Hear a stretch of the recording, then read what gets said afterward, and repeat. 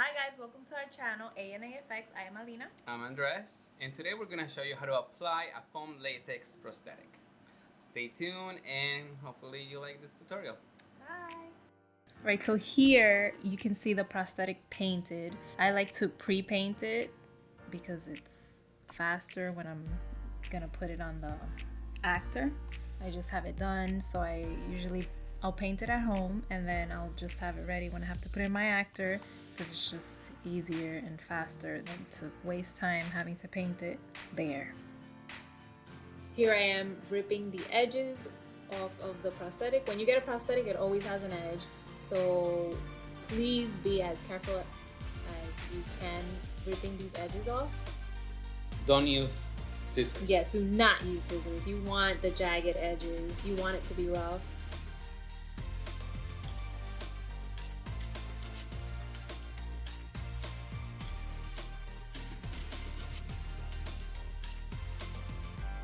Before you start with any prosthetic, make sure the skin is clean. After you make sure it's nice and clean, you are going to lay the prosthetic down and measure it, and then you're gonna mark the edges with the glue. Once you've marked your edges, you're gonna completely fill in that spot with the Pros-aide. Wait for it to go translucent, and that's how you know it's ready. Also put a thin layer of glue on your prosthetic, and then you can lay your prosthetic down. Be very careful with the edges. Try to start like in the middle, like put it down on the middle and then lay out your edges.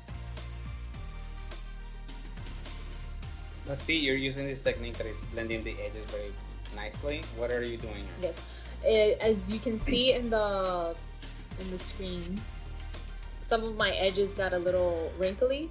You could always go back when you're working with Pros-aide with a little bit of alcohol and detach the prosthetic. You can always roll it out to make sure the edges are as flat as possible.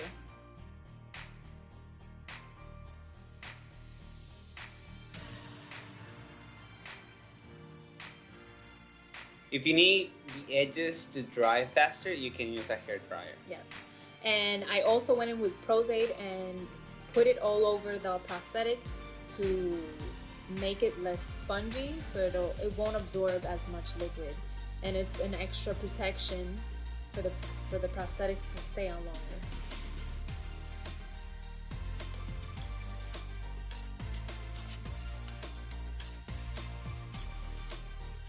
And then powder if you want to take that shininess away. Yes, powder.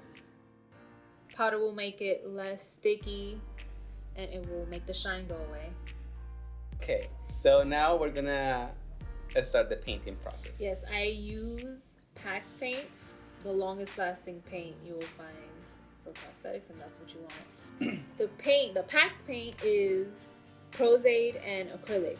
So if you have Pros-aide and acrylic, you could make PAX paint. You don't have to buy it separate, it will be cheaper. So I like to start with a red base on my prosthetics. That way it'll give it a better undertone. And then after this, I will match the color that is closest to my actor. Like, use a paintbrush or a sponge to cover the prosthetic. Just use the closest to the actor's skin.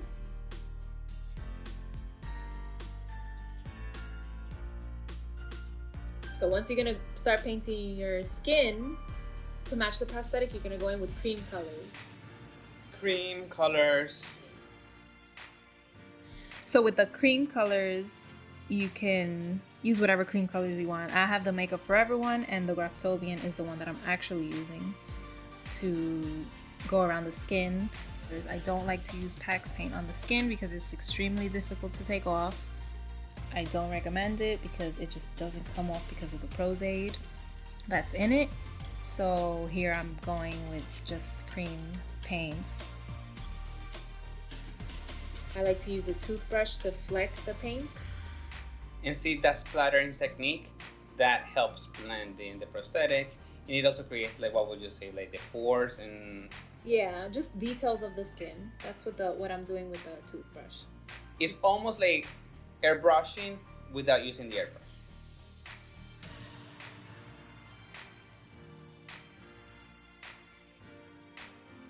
And if you go in with too much of a harsh flecking, you could always take a sponge with the closest skin color of the person and go over it with a sponge and paint. So what is it that you're doing right now? So right now I wasn't happy with my edges, so I'm going back with my Pros-aide and just building up a layer to make the edges blend in. So you're gonna go in with your Pros-aide and you're gonna blow dry it. Make sure it is completely clear, translucent, and that's how you know it's ready.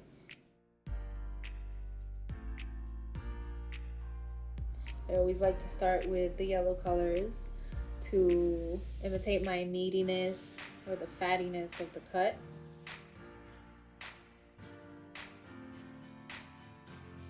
Then I go in with a darker maroon, red or brown color to represent how deep the cut is. I like how fleshy it looks. Right, it does. It looks like it's kind of infected a little.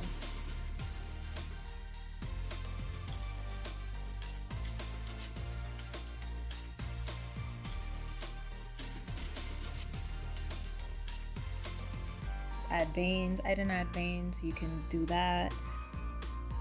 You can make it more red, more infected, however you want to do it. These are just ideas I'm throwing out that you could do that I didn't do.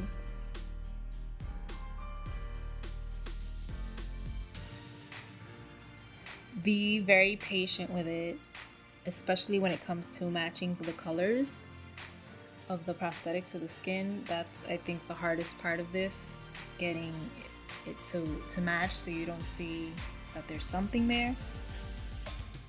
It takes a lot of practice. Even I'm still working at it. It just takes a lot of time. Also, the finished product might look very different on camera than it does when you're looking at it. So if you're doing this on a movie set or something, make sure you look at the camera before they start rolling and make sure it looks perfect and good, and do your last touch-ups on set. So even the blood, you could add it way later on. And here I'm adding some blood. Remember that we stress this enough in our videos. Do not oversaturate your work with blood, unless that's the look that the director is going for. But for our own personal experience, if you just have control of where the blood is going, you're gonna have more details showing. It is gonna look more real, and to me, that makes a prosthetic. Yeah, where you can see the details, you can see the paint job. If you put way too much blood, there's no point in having painted or giving it as much detail as you did, because the blood will just take that away. I think your work really looks really good, and yeah, I like it.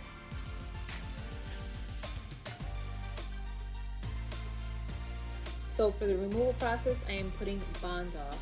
You can use a brush, you can use a cotton swab, but when you first put the Bond off, make sure you let the prosthetic saturate in the Bond off first, so that way it'll get soft.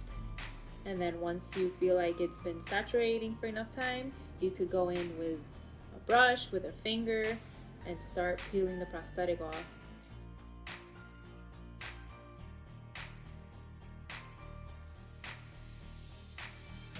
And that's it. If you want, just keep doing that process on the area. You can use your fingers as she's doing. See all that texture is coming off. Make sure that the actor is clean. You don't want to be too rough.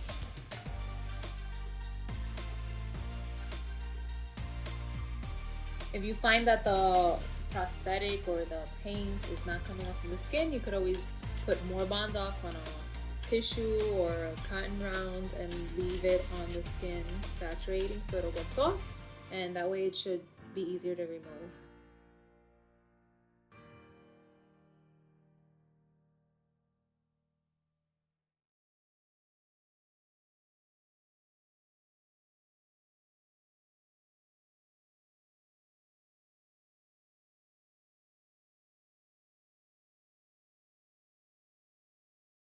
So hope you all like this video.